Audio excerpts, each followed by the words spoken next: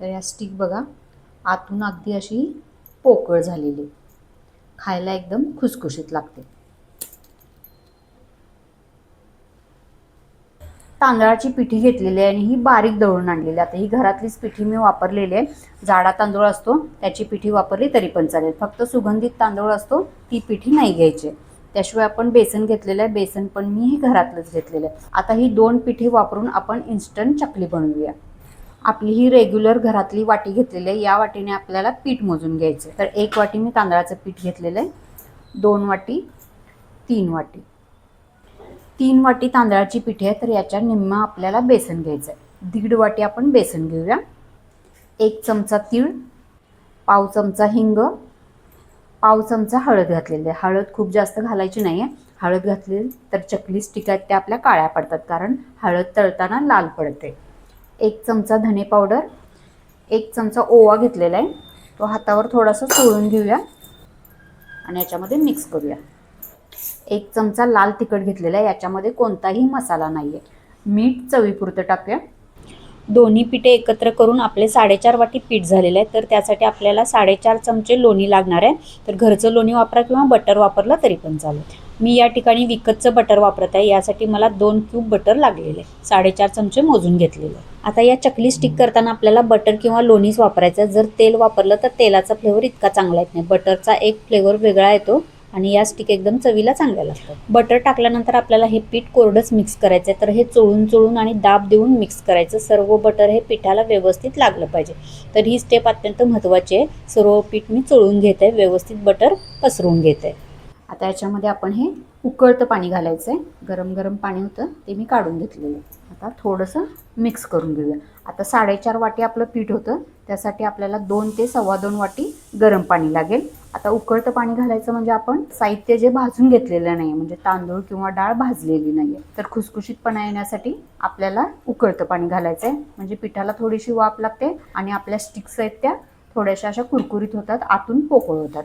यासाठी आपल्याला गरम गरमच पाणी घालायचं आहे. आता सर्व पाणी एकत्र एकदम ओतून घ्यायचं नाही आहे. थोडं थोडं पाणी घालायचं आणि पीठ याप्रमाणे कुस्करून असं मळून घ्यायचं. पिठाला असा दाब द्यायचा, म्हणजे आपल्या स्टिक आहेत त्या खुसखुशीत होतात. आता उरलेलं पाणी मी घालून घेते. या पद्धतीने आपण पीठ मळून घेऊया. 2 ते 2.25 वाटी अंदाजे पाणी लागेल. म्हणजे जितकं पीठ आहे त्याच्या निम्मा आपल्याला पाणी लागणार आहे. आता हे पीठ आहे ते मी मळून घेतलेलं आहे आणि खूप लूज नाही मळायचं, पातळ नाही मळायचं. हे आपल्याला घट्टच मळायचं आहे, म्हणजे काटे चांगले येतात. आपल्या स्टिकला जे काटे येणार आहेत ते चांगले येतात आणि आतून एकदम स्टिक पोकळ होते. तर या पद्धतीने हे असं घट्ट पीठ मळून घेतलेलं आहे. आता हे पीठ थोडंसं मुरायला पाहिजे. 1-10 मिनिटासाठी आपण हे झाकून ठेवूया. तर आपल्याला स्टिक बनवण्यासाठी ही मी प्लेट घेतलेली आहे. जर तुमच्याकडे अशा पद्धतीची प्लेट नसेल तर चकली बनवताना आपण जो साचा वापरतो तोच यासाठी वापरा. आता ही आपण त्याच्यामध्ये घालून घेऊया. सोऱ्याला थोडासा तेलाचा हात फिरवून घेऊया, म्हणजे पीठ आतमध्ये चिकटणार नाही. प्लेटला पण थोडंसं लावून घेऊया. आता आपण पीठ घालून घेऊया. 10 मिनिटांसाठी पीठ मी मुरवून घेतलेलं आहे. आता तेलाचा हात घ्यायचा आणि थोडासा असा हा गोळा आहे तो हातावर मळून घ्यायचा. हाताला अगदी थोडंसं तेल लावायचं. या पद्धतीने हा गोळा मी मळून घेतलेला आहे. तर याच्यामध्ये आपण हा गोळा घालून घेऊया. एकसारखा गोळा करायचा. 2 छोटे गोळे अशा पद्धतीने घालायचे नाहीत. 2 किंवा 3 गोळे तुम्ही जर छोटे छोटे घातले तर स्टिक आहेत ते मधून तुटतात. आता हे आपण एकदा गाळून बघूया. तर या पद्धतीने याचा आकार आलेला आहे आणि ही तुटलेली नाही आहे. तर एकसारखी झालेली आहे. थोडासा अंदाज घ्यायचा आपल्याला कशा पद्धतीने ह्या स्टिक होतात. तर स्टिक अगदी व्यवस्थित झालेलं आहे. पीठ अजिबात क्रॅक झालेलं नाही आहे आणि स्टिक तुटलेले नाहीत. एकसारख्या स्टिक झालेल्या आहेत ह्या. तर आता आपण हा छोटासा तुकडा तळून बघूया. तेल कितपत आपलं गरम झालेलं आहे. तेल गरम करून घेतलेलं आहे आणि तेल गरम झाल्यानंतर मध्यम आच ठेवायची गॅसची. आता ही छोटी स्टिक आपण तळून बघूया. आता ही व्यवस्थित तळत आहे. आपलं तेल अगदी व्यवस्थित तापलेलं आहे. आता ह्याला बुडबुडे येत आहेत. हे बुडबुडे कमी होईपर्यंत आपल्याला तळून घ्यायचे स्टिक. आता ही छोटी स्टिक आपण बघूया कशी होते. अंदाज घेऊया अगोदर तेलाचा, पिठाचा. आता ही स्टिक तळलेली आहे. बुडबुडे थोडे कमी झालेले आहेत. तर हे आपण काढून घेऊया. आता याचा रंग पण बदललेला आहे. आता ही स्टिक मी गाळून घेतलेली आहे. आता लगेच याला हलवायचं नाही. त्यातला थोडासा आकार यायला पाहिजे, मगच आपण हलवूया. आता बुडबुडे थोडेसे कमी झालेले आहेत, परतून घेऊया ही स्टिक आपण. आता या स्टिक आहेत या तळण्यासाठी आपली नेहमीची चकली असते त्याच्यापेक्षा थोडासा जास्त वेळ लागतो, कारण आपण या पिठाची भाजणी केलेली नाही आहे. इन्स्टंट स्टिक आपण बनवत आहोत, त्यासाठी थोडासा जास्त वेळ लागतो. तर हे आपण भाजून घेऊया. आच अजून मी मध्यमच ठेवलेली आहे. बुडबुडे कमी झालेले आहेत आणि स्टिक थोडीशी तळायला बसायला लागलेली आहे. तर हे मी काढून घेते. एक 4 मिनिट तरी ह्या स्टिक तळण्यासाठी वेळ लागतो. थोडंसं असं बघायचं दाबून, घट्ट वाटत आहे मला. तर हे तळून झालेलं आहे, तर हे मी काढून घेते.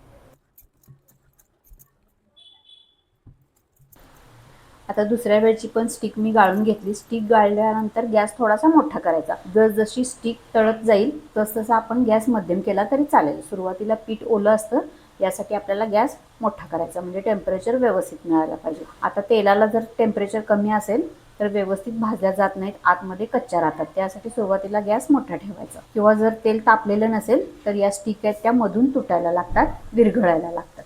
तर तेलाचं टेम्परेचर योग्य पाहिजे. आणि तेल खूप जास्त जर कडकडीत तापलेलं असेल तर या स्टिक घातल्या घातल्या एकदम काळ्या पडतात. तर तसं पण व्हायला नको. स्टिक या तळून झालेल्या आहेत, बुडबुडे कमी झालेले आहेत. तर हे मी काढून घेते. रंग थोडासा डार्क येतो, त्याच्यावरून पण तुम्ही ओळखू शकता की स्टिक तयार झालेले आहे. आणि याला तेल पण खूप जास्त लागत नाही. अगदी कमी तेलामध्ये या तळून होतात, तेलकट अजिबात होत नाही. सर्व स्टिक तळून घेतलेल्या आहेत आणि अगदी अशा ह्या हलक्या फुलक्या झालेल्या आहेत, तेलकट ह्या अजिबात झालेल्या नाहीत.